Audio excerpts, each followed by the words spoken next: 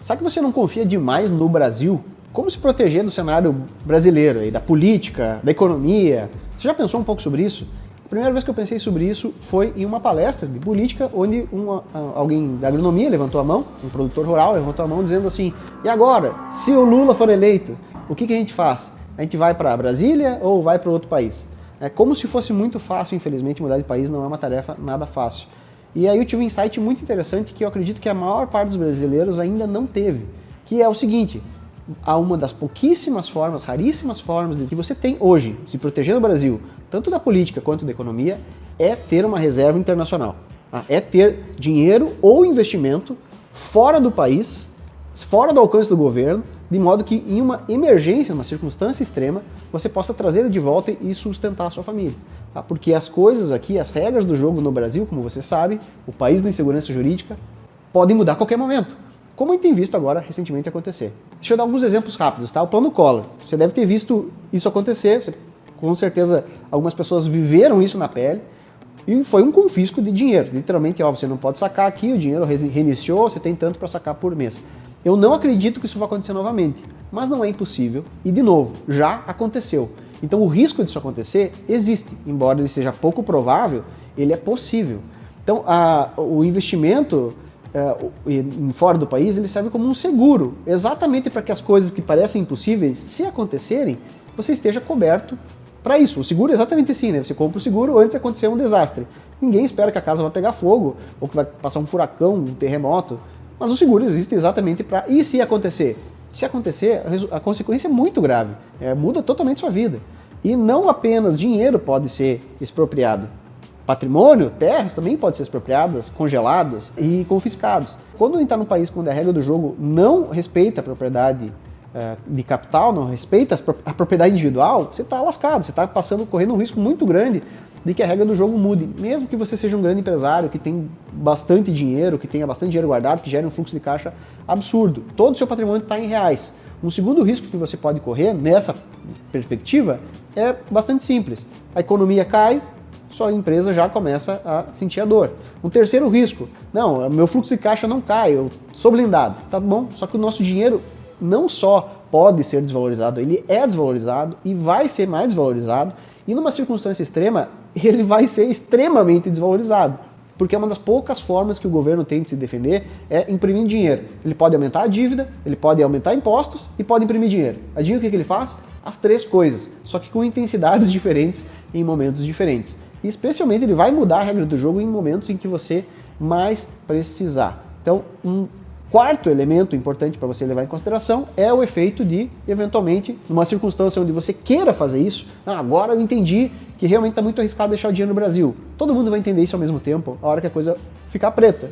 E a hora que todo mundo quiser fazer isso, aí a regra do jogo pode mudar e você ter limites. Ou um IOF mais alto, como eles criaram há pouco tempo, embora tenha sido derrubado, foi uma medida lançada de um dia para o outro. Isso pode voltar a acontecer, pode ser pior, pode ser, agora você tem limites para transferência para fora, para o exterior. Isso aconteceu na Argentina, aconteceu em outros países vizinhos aqui, então não se engane. O risco que a gente corre como brasileiro, tanto do ponto de vista político quanto do ponto de vista econômico, é muito mais alto do que nós levamos em conta no dia a dia. Não importa se você é empresário, se você gera um grande fluxo de caixa, se você é investidor, você não deveria ter todo o patrimônio em reais no Brasil, porque você corre o risco que você não está pensando no dia a dia, você não está pensando direito. É isso que eu estou chamando a atenção. Eu nem vou falar tanto da perseguição política, que é outra encrenca aqui no Brasil. Você já sabe que falar o que você pensa é crime já, não é que vai ser crime. Já é crime. Então tem um monte de coisa que você não pode falar sobre a democracia, não pode falar nada, tá? E senão você pode tomar uma encrenca danada do tipo, uma opinião errada pode te fazer ter as contas bancárias congeladas. Isso aconteceu mais de uma vez aqui no Brasil. Um caso relativamente recente agora, de alguém que não falou uma bobagem tão grande assim, foi o Rodrigo Constantino. Vocês podem pesquisar aí que é um jornalista que teve as suas contas congeladas por falar o que não deveria. Então, olha que loucura, né? A gente vive já num ambiente que é bastante perigoso. E, no entanto, algumas pessoas se deram conta disso e o que elas fizeram? Elas fizeram o seguinte, não, eu já entendi esse negócio, fiquem tranquilo, eu vou dolarizar meu patrimônio através das empresas aqui que prestam serviço nesse sentido no Brasil. E aqui está um grande erro, porque a Avenue, Banco Inter, BTG, seja o que for aí, tá? Qualquer empresa brasileira que preste serviço de dolarização, que não seja uma empresa realmente sediada em outro país, está sujeita às leis do Brasil. Qual que é a consequência disso, tá? Por que isso importa? Porque se você tem uma conta numa empresa dessas, que é uma empresa séria, tá? Não estou falando de uma empresa que é ruim, não. É uma empresa séria. Mas se essa empresa recebeu uma ordem judicial dizendo, olha, você vai pagar 1 milhão de multa por dia se você não fizer tal coisa com a conta desse cliente. O que você acha que ela vai proteger? Você que é cliente ou ela mesma? Então é inexequível, né, a ideia de que você vai estar protegido numa circunstância de mudança de regra de jogo quando uma empresa responde às leis do país. Você precisa, sem dúvida, ter dinheiro, de novo, dólar ou investimento, fora do país, fora da jurisdição brasileira. Esse é o caminho. Então aqui tem 3 caminhos rápidos para você tomar a ação de proteger seu dinheiro, 3 formas muito úteis e muito práticas de você fazer isso e quais são as melhores formas de fazer isso da maneira certa. Forma número 1, abrir uma conta bancária no exterior. Você pode abrir conta bancária em outros países, isso é perfeitamente legal. Você nunca ouviu falar disso, né? Porque os bancos e corretores internacionais são proibidos de fazer propaganda no Brasil de abertura de conta. Então você nunca vai ouvir falar sobre isso aí, tá? Então você pode, ao mesmo tempo em que isso não é permitido que eles façam propaganda aqui, você pode perfeitamente ir para lá e abrir uma conta bancária. Quais são as desvantagens? A maior parte do tempo você tem que ir para lá, ou pagar alguém para ser intermediador, para fazer isso para você, e tem um custo de manutenção quase sempre, a não ser que você deixe um dinheirão parado lá na conta. Então não é, apesar de ser contra-intuitivo, parecer a melhor maneira, é a pior maneira abrir conta de bancária, né, internacional para dolarização. A segunda maneira é uma conta de investimento internacional. E aqui eu recomendo 2 corretoras, a Charles Schwab e a Tasty Trade. São grandes corretoras que permitem que você abra a conta aqui do Brasil de forma simplificada, facilitada. São corretoras muito bem sucedidas, que têm há muito tempo e que têm corretagem zero. Chega até a corretagem mais barata, com serviços melhores do que as corretoras oferecidas aqui no Brasil. A única dificuldade, tá, é que você precisa entender um pouquinho de inglês ou se não ter preguiça de traduzir o próprio navegador ali, você consegue entender o que está acontecendo usando uma ferramenta de tradução. Mas eles não têm suporte em português, mas você consegue, né, por texto, se comunicar tranquilamente usando um tradutor, e eu recomendo que você utilize essa alternativa, porque ela é uma alternativa que é melhor, você não tem custo de abertura de conta, não tem custo de manutenção da conta, custos são baixos, muitas vezes a corretagem é zero nessas corretoras, e uma coisa interessante é que você não só pode botar dinheiro lá, como pode investir em ativos dolarizados. Então é bem melhor do que deixar o dinheiro parado, ter o dinheiro investido. A terceira e a melhor forma de investir e dolarizar é através de criptoativos. Por que eu falo isso? Porque eu amo cripto? Também, mas tem uma razão melhor, tá? Criptoativos são a forma mais barata que existe de dolarização atualmente disponível. Para você entender, tá? Quando você manda um dinheiro para fora, você vai pagar IOF mais custos de intermediação. Esses custos de intermediação, contando o IOF, podem ficar entre 2% e 5% do seu dinheiro enviado. Então mandou 100 mil reais, perdi 3 a 5 mil reais aproximadamente nesse envio. E para trazer de volta, de novo, tá? Tende a ser mais caro trazer o dinheiro de volta, isso demora 2, 3 dias para ir e voltar.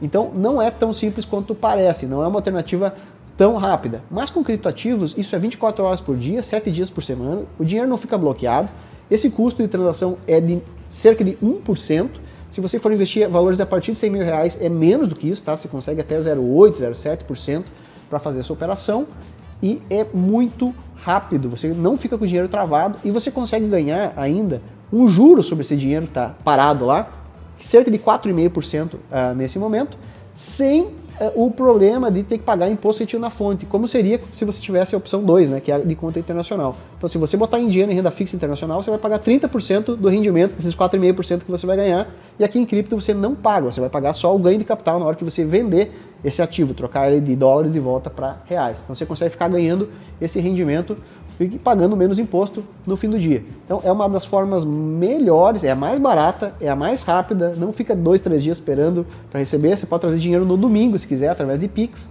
é a melhor forma de dolarização e proteção de capital que existe disponível nesse momento para os brasileiros. No entanto, quase ninguém sabe disso, tem várias formas de fazer isso errado, tem várias formas de fazer isso certo. Então, se você quer contar com a ajuda de alguém para fazer isso da maneira certa, especialmente para valores relevantes, dá uma olhada aqui nos links da descrição desse vídeo, porque a gente faz trabalho de investimento profissionalizado em criptoativos. Mais um detalhe, a tecnologia dos criptoativos garante que você não seja confiscado em hipótese alguma, e 2, você também evita um problema que é para quem tem valores muito relevantes. Numa conta internacional, você corre o risco de um imposto sobre herança, que é um pequeno problema, né? Porque ele pode chegar até 40%, através de um conjunto de faixas, tá, do valor todo que você tem investido. Então, imagina assim, eu tenho $1 milhão, ou mais, sei lá, $500 mil, $200 mil, valores a partir de $100 mil, você já vai precisar se preocupar. tem uma faixa de isenção, mas conforme esse valor vai aumentando, se você falecer, né, você acaba deixando uma parte muito substancial do valor investido para o governo. Então isso é indesejável. Com criptoativos isso não existe, você deixa programado a sucessão dos bens para sua família ou deixa o acesso facilitado. Então o número de vantagens de se investir através de criptoativos é enorme. Não estou dizendo que todo o dinheiro deveria ir para cripto, você pode naturalmente ter um pouco em investimento internacional, um pouco na conta bancária e um pouco em criptoativos. O que você não deve ter é tudo numa corretora brasileira. Tá? Isso é a única coisa que você não deve fazer e é provavelmente o que você faz. Né? Se é que você entendeu a mensagem correta lá do Risco Brasil e como um todo. Tá certo? Então, dê uma olhada nos links da descrição, siga no canal, ative o sininho para mais dicas como essa. Se você comentar bastante aqui, a gente vai fazer um tutorial ensinando a abrir conta nessas instituições.